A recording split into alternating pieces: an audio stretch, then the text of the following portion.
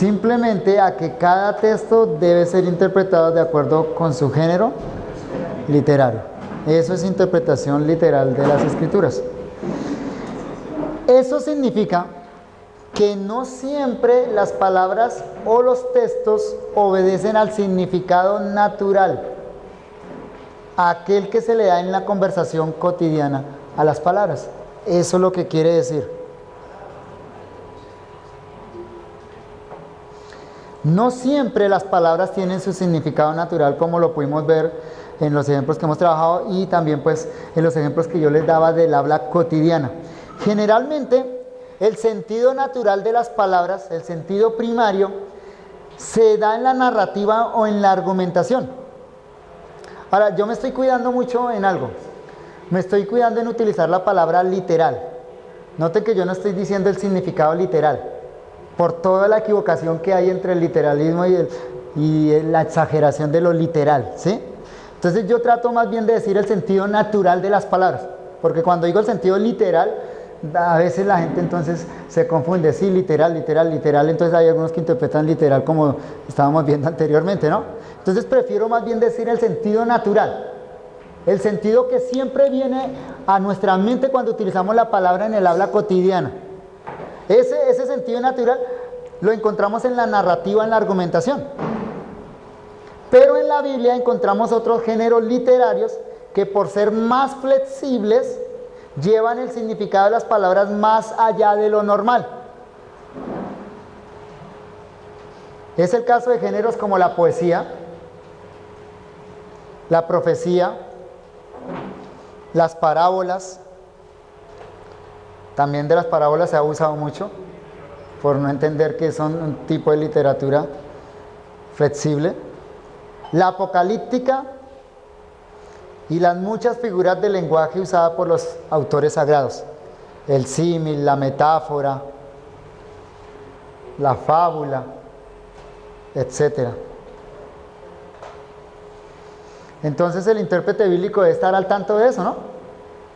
Que hay géneros literarios donde las palabras tienen su significado natural y hay géneros literarios que por ser géneros de esas características, entonces le dan a las palabras un sentido secundario. Es importante aclarar que eso no quiere decir que no transmitan mensajes literales. Es que el debate sobre eso es muy extendido. Se acusa a aquellos que atienden al género literario de alegorizar la escritura y de hacer decir cosas figuradas. No, la Biblia da mensajes literales en lenguaje figurado. Vamos a ver un ejemplo interesante después con respecto a eso. Pero la Biblia siempre da un mensaje literal, o sea, siempre da un mensaje que debemos entender y obedecer, solo que a veces usa el lenguaje normal y a veces se utiliza un lenguaje que obedece a un sentido secundario de las palabras. Interpretar, por ejemplo, una parábola utilizando el método propio para la parábola, entendiendo que la parábola siempre comienza diciendo el reino de los cielos es semejante a, no niega que haya un mensaje literal para nosotros, solo que el medio que se utiliza no es el medio del significado normal de las palabras. No estamos negando entonces el mensaje literal de las Sagradas Escrituras con esto. Otro ejemplo, vayamos a Amós, capítulo 9, versículo 13. Amós, capítulo 9, versículo 13. Para referirse a la bendición sobreabundante que hará parte del reino del Mesías, Amós acude a figuras del lenguaje. O sea, quiere dejar un mensaje literal, abundancia en el reino del Mesías, pero note el lenguaje que utiliza para hablar de esa abundancia en el reino del Mesías. Amós capítulo 9, versículo 13. He aquí, vienen días, dice Jehová, en el que ara alcanzará al segador y el pisador de las uvas al que lleve la simiente, y los montes destilarán mosto y todos los collados se derretirán. ¿Qué notaron ustedes de entrada en ese texto? Díganme, ¿qué encontraron ahí de entrada en ese texto? Sí, claro. ¿Podemos darle el significado natural a todas las palabras ahí? Por ejemplo,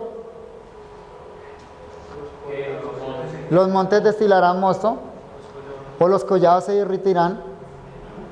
Si le damos un significado literalista a esto, pues vamos a hacer una figura muy extraña, ¿no? Vamos a imaginarnos algo realmente absurdo de lo que estaría diciendo Amós, los montes derritiéndose. O una luz, exacto, ¿cierto? Pero lastimosamente hay quienes interpretan de esa manera. Ahora, advierta la primera palabra del versículo. He aquí, en hebreo giné. La palabra giné, que se traduce he aquí, es una interjección en hebreo. Interjección son aquellas palabras cargadas de emoción que se utilizan para llamar la atención. Oye, mira.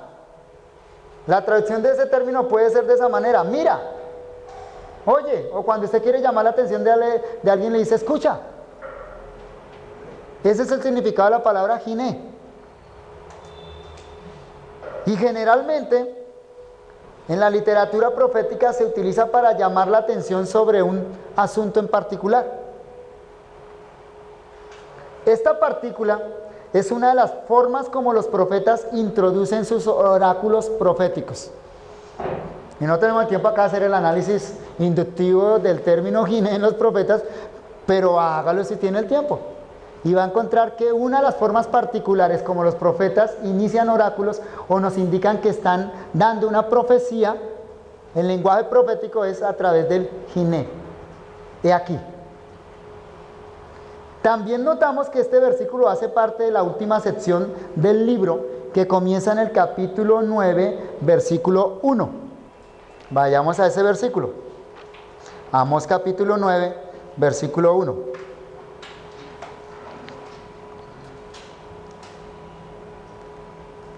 Adivine con qué palabra comienza. Vi. ¿Se lo nota? Vi al Señor que estaba sobre el altar y dijo, derrama el capitel. Esa palabra otra vez es fundamental para la interpretación. De una vez, esa palabra nos introduce en un género literario específico, que no es el narrativo. Amós tiene secciones narrativas. Los profetas tienen secciones narrativas, pero generalmente nos indican que estamos ante una profecía que es producto de una visión. La palabra vi entonces introduce una nueva visión en el libro, digamos la última del libro, la última sección del libro. Estos dos datos, la palabra he aquí, giné, y la palabra vi, raiti en hebreo, estos dos datos son fundamentales para ubicar nuestro versículo en el género literario profético. No estamos ante una narración, estamos frente a ¿qué? Una profecía. Y el género profético está lleno de visiones. Generalmente está cargado de figuras del lenguaje, como la comparación, la alegoría, el símil, la exageración, etc. No tener en cuenta este dato puede llevar al intérprete por caminos extraños. Puede llevar a hacer decir el texto lo que no es. La parte de nuestro versículo, la parte final de nuestro versículo claramente es simbólica. Ustedes lo notaron, ¿no? La última parte del versículo dice, y los montes destilarán mosto y todos los collados se derretirán. La expresión todos los collados se derretirán está en paralelo con la oración anterior. Los montes destilarán mosto.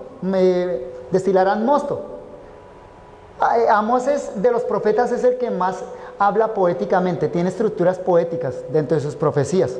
Lastimosamente no todas las Biblias lo colocan en estructura poética, pero acá hay un paralelismo hebreo.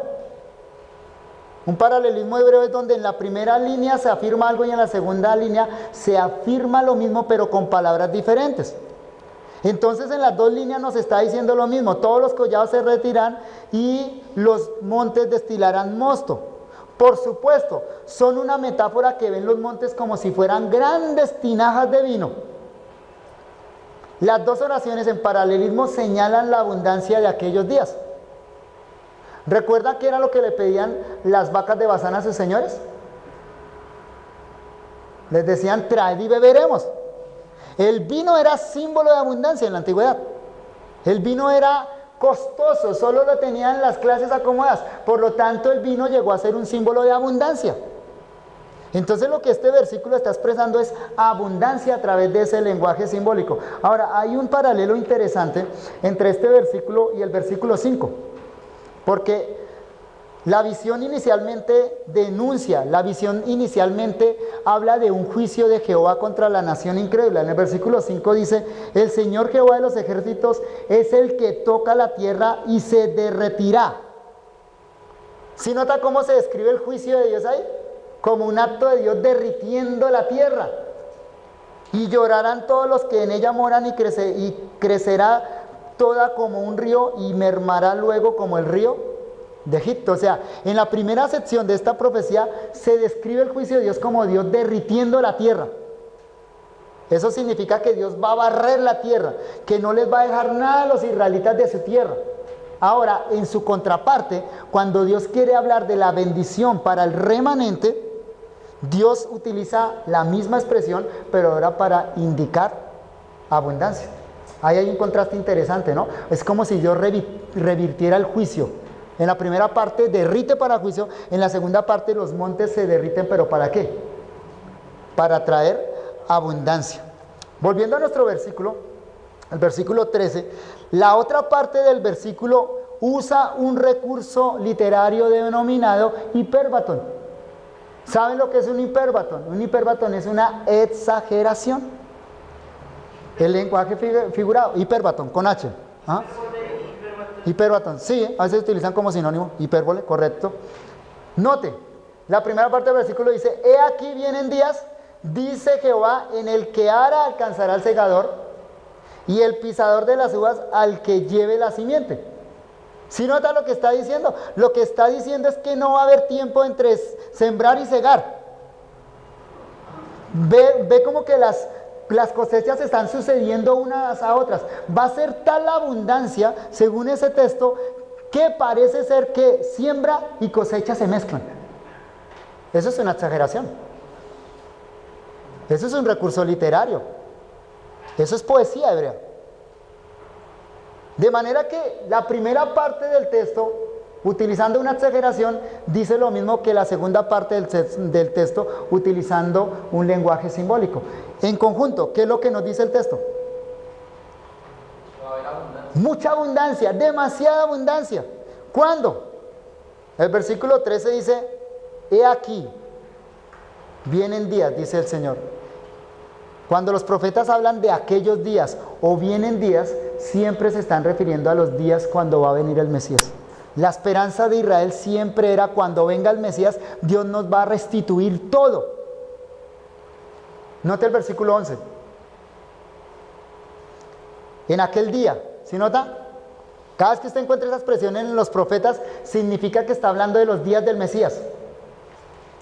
En aquel día, yo, Jehová, levantaré el tabernáculo caído de David y cerraré sus portillos y levantaré sus ruinas y lo edificaré como en el tiempo pasado, para que aquellos sobre los cuales es invocado mi nombre posean el resto de Edom y a todas las naciones, dice Jehová, que hace esto. Es decir, ¿quién va a disfrutar de esta abundancia? Ahí en el contexto de Amós. Según lo que leímos en Amós, ¿quiénes van a disfrutar de esa abundancia en aquellos días, los días gloriosos del Mesías?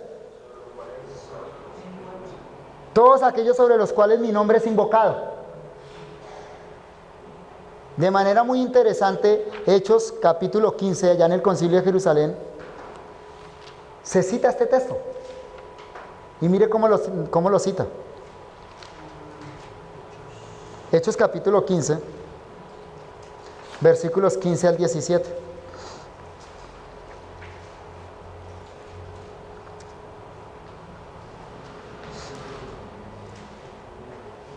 Dice el versículo 15, y con esto concuerdan las palabras de los profetas como está escrito. ¿Con esto a qué se refiere? Cuando dice con esto, ¿a qué se refiere? ¿Qué era lo que se debatía en el Concilio de Jerusalén? La inclusión de los gentiles. Estaban debatiendo eso. Si los gentiles pueden hacer parte acá de la bendición, pueden ser parte del pueblo de Dios. Y el argumento final, el argumento definitivo que Jacobo saca para comprobar que eso es así, va al Antiguo Testamento, escritura con escritura. Quiere demostrar que los gentiles hacían parte del plan de Dios para ser parte del pueblo de Dios, y para demostrar eso tiene que ir a la escritura, si no, no podía ser aceptado.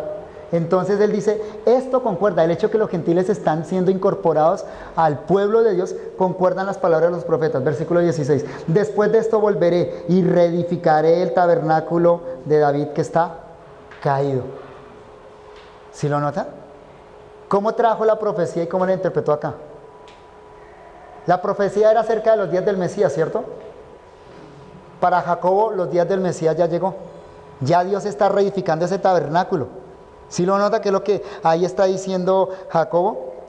Y repararé sus ruinas y lo volveré a levantar. Y mire tan interesante cómo expresa lo que dice allá Amós. Dice, para que el resto de los hombres, es decir, los gentiles, busque al Señor.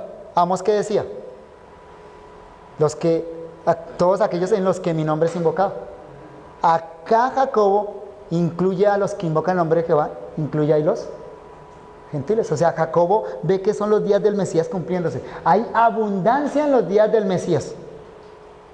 Y esos días ya están en ejecución según lo que Jacobo dice allá en Hechos capítulo 17. Entonces, a la luz de esto vemos qué tan importante es el género literario a la hora de interpretar un texto. Si no atendiéramos al género literario de Amós, pues entonces seguramente nos haríamos ideas muy equivocadas acerca de lo que él dice. Debemos estar muy atentos a esto, porque aunque cada libro pertenece a un género literario, el grueso de cada libro pertenece a un género literario, los autores bíblicos se toman grandes libertades al escribir. De manera que no es raro encontrar una alegoría al interior de una sección doctrinal. Gálatas capítulo 4, versículo 21 a 31. Pablo está argumentando y por allá cita una alegoría. Entonces, ojo con eso. Hay que discernir dónde saltó Pablo el argumento a sustentar su argumento con una alegoría. O no es extraño encontrar una sección narrativa al interior de un libro poético. El caso famoso de eso es Job. La mayoría del libro de Job, la mayor parte de sus capítulos son poéticos, pero los 2 primeros capítulos son narrativos. Otro tanto sucede con las parábolas. Las parábolas están insertadas en las narrativas de los evangelios. Los evangelios van narrando hechos, sucesos, cosas que Jesús hizo, y de pronto Jesús está enseñando y Jesús dice, el reino de los cielos es semejante a. Ojo con eso. Aunque estamos en medio de un libro narrativo, hay secciones entonces que pueden ser parábolas, o incluso también conocemos grandes secciones proféticas dentro del libro de Mateo.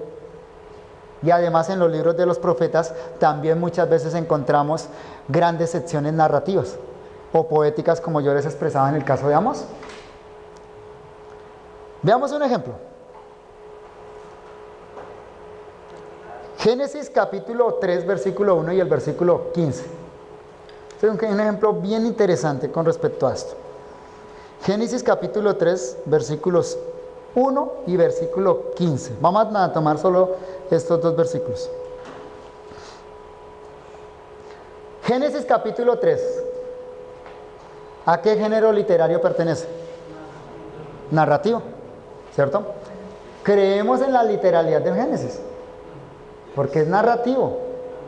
Lo que dice es, creemos en una creación que Dios hizo en 7 días, creemos en la creación del hombre tal y como lo refiere el Génesis, creemos en una caída literal del ser humano en pecado tal y como lo narra Génesis capítulo 3. Entonces es claro para todos que Génesis capítulo 3 obedece al género literario narrativa. Por otro lado, esta es una sección narrativa que debe ser interpretada dándole el sentido común a las palabras. ¿Estamos todos de acuerdo en eso? Si es narrativa, le damos el sentido común a las palabras. ¿Todos estamos de acuerdo? Necesito que estén de acuerdo. Porque en Juan, Ajá. cuando Juan dice y si se escribiera todo, no cabría en todos los libros del mundo. Ahí hay una exageración, ¿no? ¿Cierto? Y es algo Está en un contexto narrativo, claro. Pero por lo menos estamos de acuerdo que si es narrativo, el sentido de las palabras debe ser el natural, ¿cierto? A no ser que el contexto nos indique lo contrario. Correcto. Que haya una indicación ahí clara. ¿Cierto? Que uno está leyendo y como que la mente dice, no, si lo interpreto así tal cual es absurdo, entonces hay que mirar si ahí hay alguna figura del lenguaje. ¿Cierto? Pero entonces estamos de acuerdo en que ya que está dentro de un género narrativo, un capítulo narrativo, el sentido de las palabras debe ser el normal, el común y corriente. Versículo 1. Pero la serpiente era astuta más que todos los animales del campo que Jehová Dios había hecho, la cual dijo a la mujer, con que Dios os ha dicho, no comáis de todo árbol del huerto. Serpiente. Capítulo 3, versículo 15.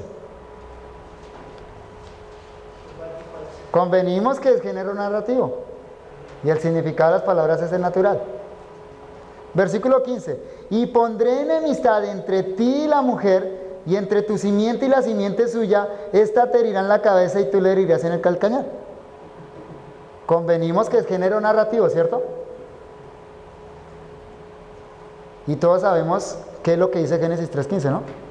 ¿Qué significa simiente? ¿Qué significa mujer? ¿Qué significa simiente de la mujer? ¿Cierto? Ya vamos notando cómo es este proceso hermenéutico, ¿no? Hay que estar muy alerta, muy atentos. Comencemos con el caso de la serpiente. Y en esto me voy a basar en la exégesis que el texto hizo el doctor Robert González en el curso de antropología en la médula teológica en Chinauta. Esta es la exégesis que él nos proporcionó del texto. En la historia de la interpretación se han dado diversas identidades a esta serpiente. Y acá están resumidas básicamente las 4 interpretaciones que se le dan a la serpiente que aparece en Génesis 3:1. Primero, hay una interpretación literalista. Dicen que serpiente ahí es serpiente, el animalito, el sentido natural de la palabra. Esa ha sido la interpretación tradicional dentro de la iglesia cristiana. Y sigue siendo la interpretación común, tradicional. Segundo, existe la interpretación simbólica ahí, o figurada. Hay algunos que dicen que ahí serpiente simplemente es un símbolo del mal. No es un ser real, es un símbolo del mal. Tercera, la interpretación mitológica, muy parecida a la anterior, solo que esta niega la literalidad del relato del Génesis, la historicidad del relato de Génesis. En este tipo de interpretación se dice que el relato no es real, que solo tiene fines morales, que es como una fábula, que se contó para advertir a los hombres de esa época contra el pecado. Y en cuarto lugar estaría la interpretación literal, que dice que serpiente es serpiente. O sea, Satanás. Es decir, el término Satanás ahí es un título. Perdón, el término serpiente ahí es el título que la Biblia le da a Satanás. Consideremos esto entonces. El punto de vista tradicional dice que era una serpiente real, que llegó a ser un instrumento de Satanás para llevar al hombre a la desobediencia. Ese es el punto de vista tradicional, ¿no? Se argumenta que el texto la asocia al resto de animales. O sea, ¿cómo se llega a esa conclusión?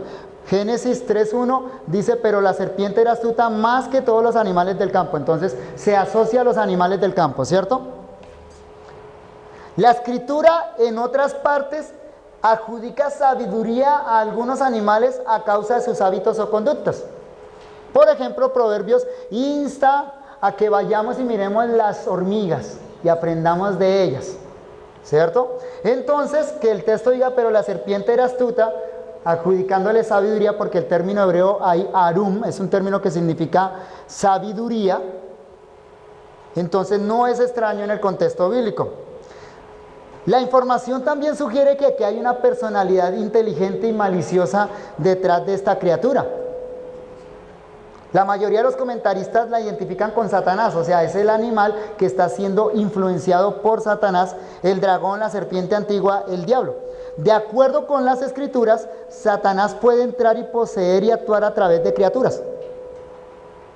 Y se cita generalmente textos del Nuevo Testamento donde Satanás posee seres humanos. Ese es el punto de vista tradicional. Pero ese punto de vista tiene dificultades. Y las dificultades aparecen cuando leemos el juicio que Dios lanza a la serpiente. Leamos Génesis capítulo 3, versículo 14.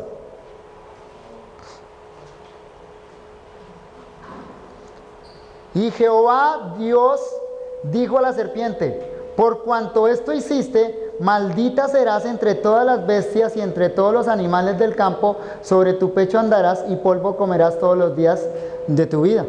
Y pondré enemistad entre ti, entre la serpiente y la mujer, y entre tu simiente, la simiente de la serpiente, y la simiente suya, de la mujer.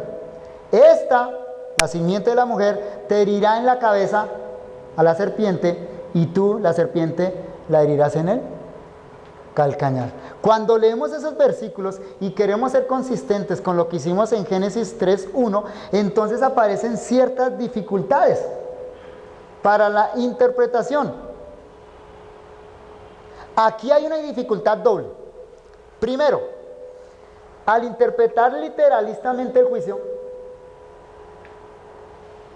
algunos han llegado a conclusiones un poco absurdas con respecto a la condición del animal que conocemos como serpiente.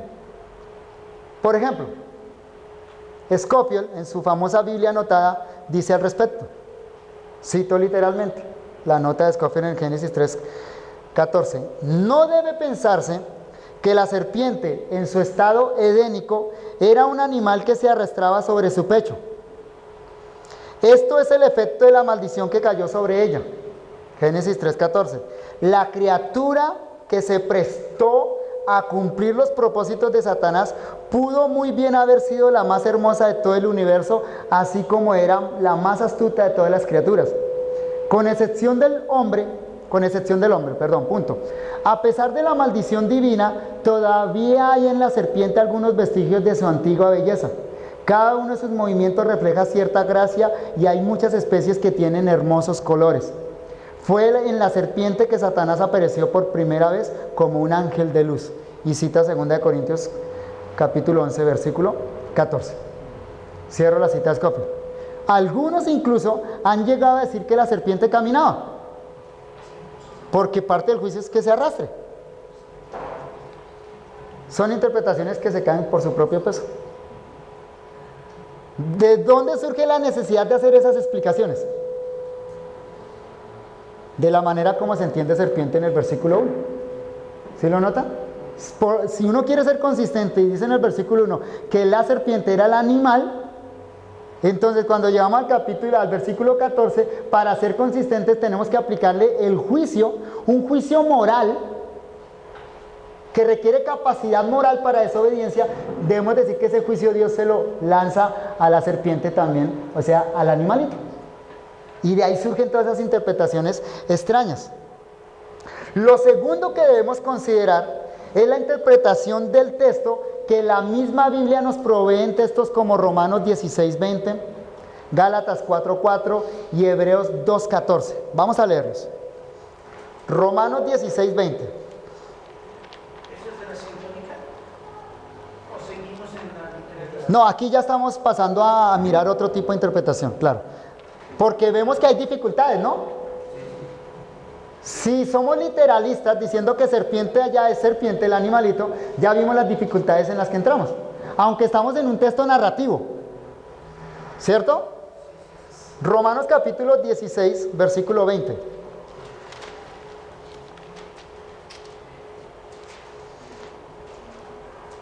Dice Pablo, y el Dios de paz aplastará en breve a Satanás bajo vuestros pies.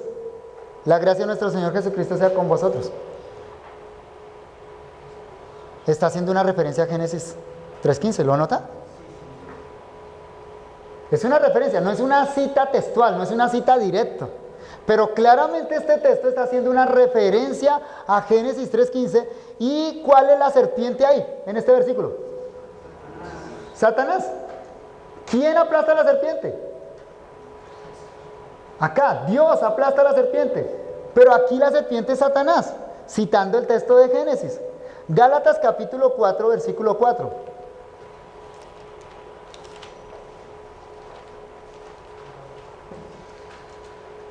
Gálatas 4:4. Pero cuando vino el cumplimiento del tiempo, Dios envió a su Hijo, nacido de mujer y nacido bajo la ley. Versículo siguiente, 5. Para que redimiese, y ya sabemos el significado de la palabra redimir, ¿cierto? Librar de la esclavitud por medio de un pago, a los que estaban bajo la ley, a fin de que recibiésemos la adopción de hijos. O sea, ¿para qué vino Cristo? Para librar a quienes. A quienes estaban bajo la esclavitud. Y aquí en el versículo 4 se asocia a Cristo como el hijo de quién. Como la simiente de quién. De la mujer. ¿Por qué Pablo tendría que hacer la salvedad nacido de mujer? Es superflua. O sea, es innecesaria, a no ser que Pablo esté pensando acá en Génesis capítulo 3 versículo 15, que afirma que el Salvador tenía que nacer de mujer. Porque la promesa ya es que el libertador va a venir de la mujer, va a ser la simiente de la mujer. Hebreos capítulo 2 versículo 14. Hebreos 2:14.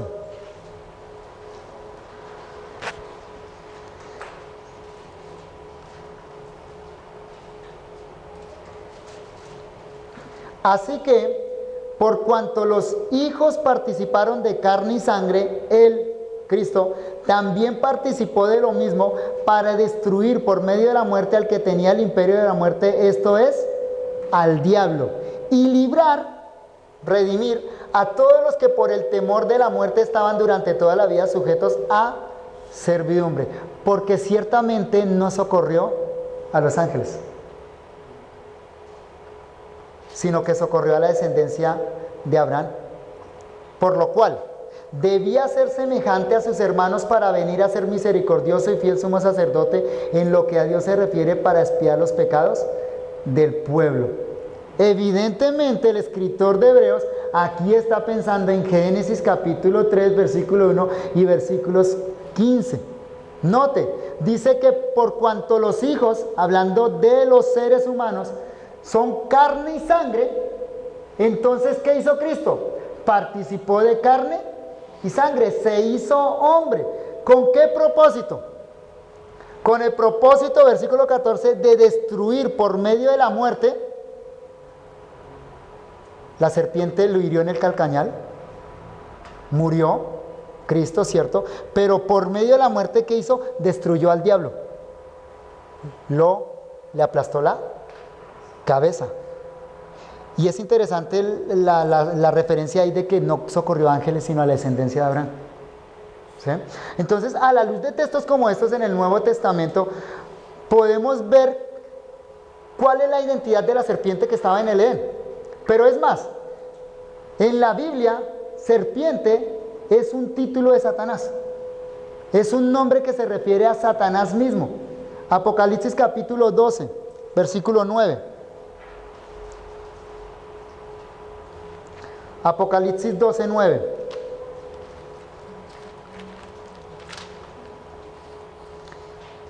Y fue lanzado fuera el gran dragón, la serpiente antigua. ¿Por qué el adjetivo antigua? Está refiriendo a la serpiente del Edén. Y de acuerdo a este versículo, entonces, ¿cuál es la serpiente que estuvo en Edén?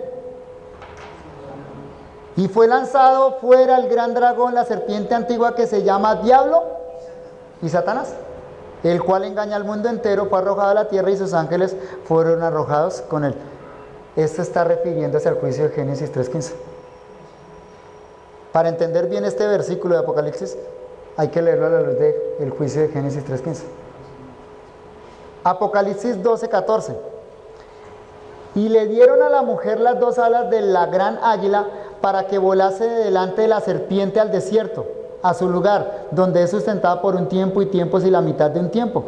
Y la serpiente arrojó de su boca tras la mujer agua como un río para que fuese arrastrada. Sigue refiriéndose a la misma serpiente que nombró allá en el versículo 9. Apocalipsis capítulo 20, versículo 2.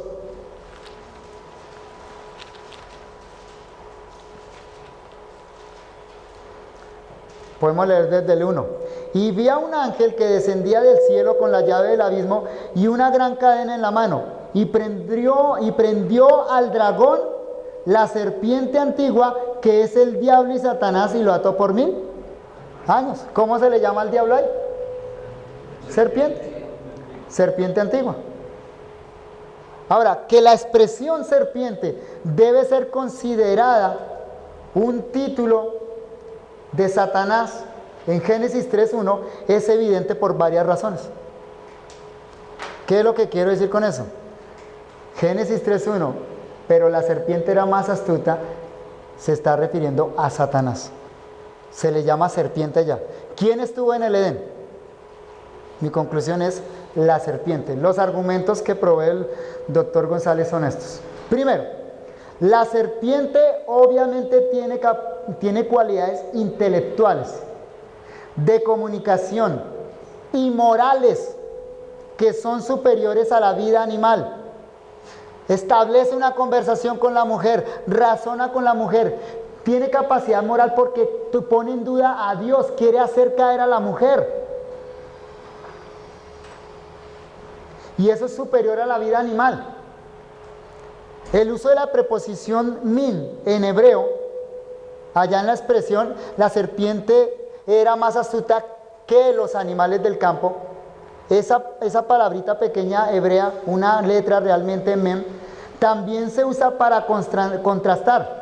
Puede indicar que la serpiente no pertenecía a la misma clase de seres con los que estaba siendo comparado. Incluso si usted lee el texto en Reina Valera 60, el 3:1, usted va a notar que no lo obliga a pensar que la serpiente hace parte del mundo animal.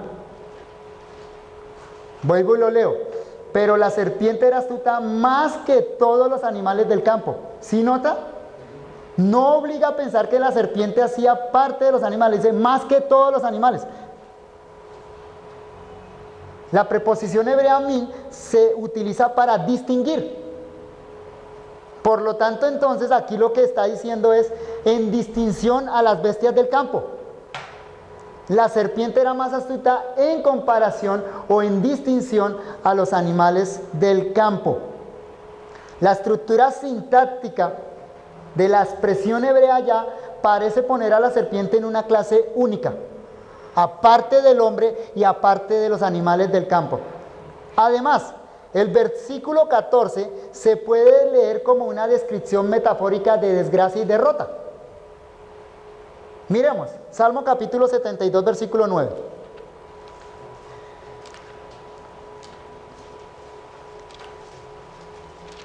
Génesis 3:14 dice, comerás polvo, te arrastrarás. Veamos ese lenguaje en la Biblia, ¿qué significa?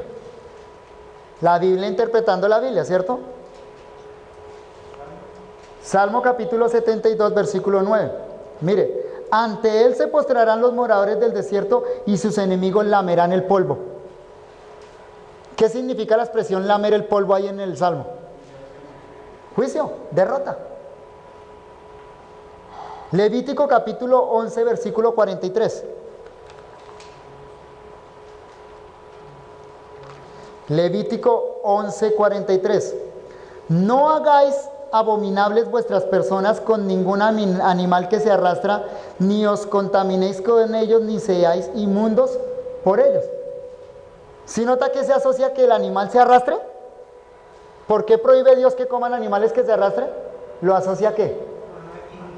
A contaminarse. Hay una asociación ahí de juicio con arrastrarse. Miqueas capítulo 7.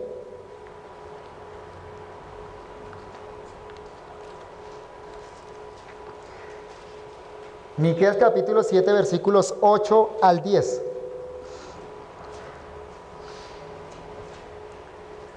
Tú, enemiga mía, no te alegres de mí, porque aunque caí me levantaré, aunque moré en tinieblas, Jehová será mi luz. El lenguaje de caer, ¿qué significa ahí? Juicio. Versículo 9. La ira de Jehová soporté, porque pequé contra él, hasta que juzgue mi causa y haga mi justicia. Él me sacará a luz y verá su justicia. Y mi enemigo lo verá y la cubrirá de vergüenza. La que me decía, ¿dónde está Jehová tu Dios? Mis ojos la verán, ahora será hollada como lodo en las calles. Hollada significa ¿qué? Pisada. Entonces en la Biblia ese lenguaje de ser postrado en el polvo, de lamer polvo, de arrastrarse, es un lenguaje de ¿qué? De juicio. Debemos interpretarlo de esa manera allá en Génesis capítulo 3, versículo 14. En otras palabras, es un juicio que Dios lanza a la serpiente en lenguaje metafórico. ¿Qué significa cuando Dios le dice a Satanás allá en Génesis 3:15, lamerás el polvo, te arrastrarás? Significa, vas a recibir el juicio, la ira de Dios por lo que hiciste. Segundo argumento, la superioridad de la serpiente sobre los seres humanos sugiere una criatura angélica. La superioridad de la serpiente sobre los humanos sugiere una criatura angélica. En Génesis capítulo 2, el hombre es mostrado como más sabio que los animales. El contraste que en Génesis 2 se hace entre el hombre y los animales es que el hombre gobierna sobre los animales. Es que Dios trae los animales para que Adán les ponga nombre. Adán tiene la habilidad entonces de nombrarlos, gobierna sobre ellos. Génesis 2:20 dice que no había nada parecido a Adán en la creación. ¿Recuerda que Dios ve a Adán solo? Y Dios dice, voy a hacerle ayuda, voy a hacerle compañía a Adán. Y lo primero que hace Dios, ¿qué es? Traerle animales a Adán. La conclusión en el versículo 20, ¿cuál es? No se halló ayuda idónea para él. Hay una distinción básica y fundamental entre el ser humano y el reino animal. Ahí la establece el Génesis. No había nadie comparable al hombre entre los animales. Son inferiores al hombre. Pero en el capítulo 3, la serpiente adopta la función de maestro. La serpiente establece un diálogo con Eva para enseñarle. La serpiente le sugiere que tiene un conocimiento extraordinario que la mujer todavía no ha adquirido. Se le llama a la serpiente astuta, Arún, un término que es semejante al término desnudo en hebreo. Aarón. Tiene las mismas consonantes en hebreo. Arún significa sabio, astuto. Aarón significa desnudo. La diferencia en el hebreo simplemente es un puntico, uno se pone arriba y el otro en el medio, pero es idéntico.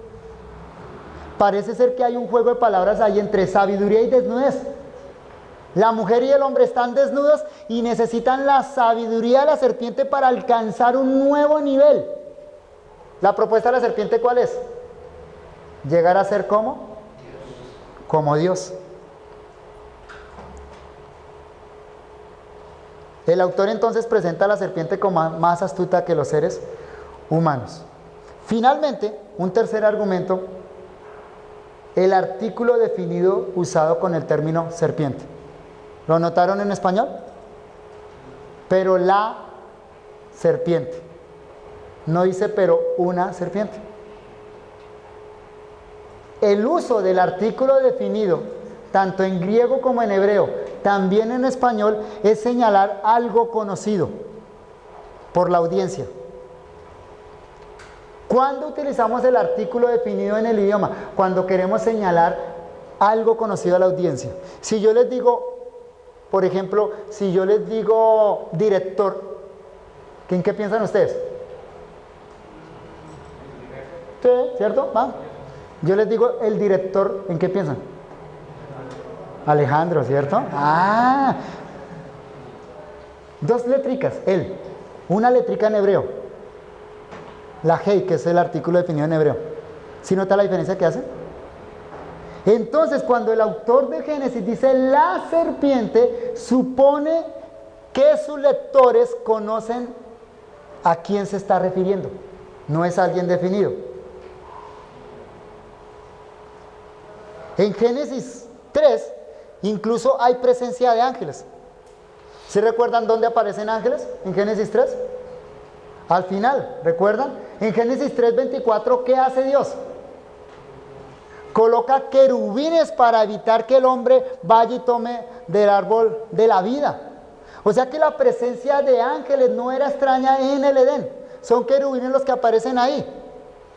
Ahora, hay un texto interesante del Antiguo Testamento que está en Ezequiel capítulo 28, versículo 14.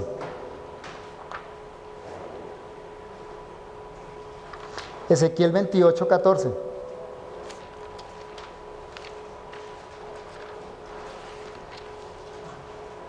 Con esto quiero decir que no era extraño la presencia de ángeles en el Edén. Por lo tanto, no era extraño que la serpiente se apareciera ahí. La serpiente, Satanás. El punto es más bien que la serpiente ahí aparece es como tentadora. Dice Ezequiel 28, 14. Tú, querubín grande, protector. ¿Cómo se le llama a este personaje acá? Querubín. Grande protector, yo te puse en el santo monte de Dios, allí estuviste en medio de las piedras de fuego, te paseabas. Sin entrar en la interpretación de Apocalipsis 20, de Ezequiel 28, no estamos allá, ni en las diferentes interpretaciones que se han hecho del texto, hay un acuerdo común en todos los intérpretes, que esto se refiere a Satanás. Sea en un lenguaje literal o en un lenguaje simbólico, se refiere a Satanás. Le llama querubín, y Dios lo que puso afuera del Edén fue querubines, y dice que él estuvo en el Edén. De manera que la conclusión que podemos sacar es que la serpiente de Génesis 3:1 es un título para referirse a Satanás. Era Satanás mismo quien apareció allá en el Edén. Y el término simiente de Génesis 3:15 se refiere a la continua lucha entre Dios y Satanás que llegará a su fin cuando el descendiente de la mujer derrote definitivamente a Satanás. Esa es la conclusión entonces que llegamos al texto. Noten entonces cómo en medio de un texto narrativo debemos tener cuidado también. Ustedes me dijeron, si es narrativo debemos darle el significado natural. Pero cuando leímos serpiente, ¿qué significado le dio usted? Literalista. La serpiente, el animal. No leímos el sentido literal. Título, nombre. La serpiente. Pero cuando llamamos a Génesis 3:15, ¿qué significado le dieron? ¿Literalista? Literal, de acuerdo al lenguaje que se utiliza allá. Entonces hay que ser coherentes en la interpretación bíblica y prestar mucha atención a los géneros literarios.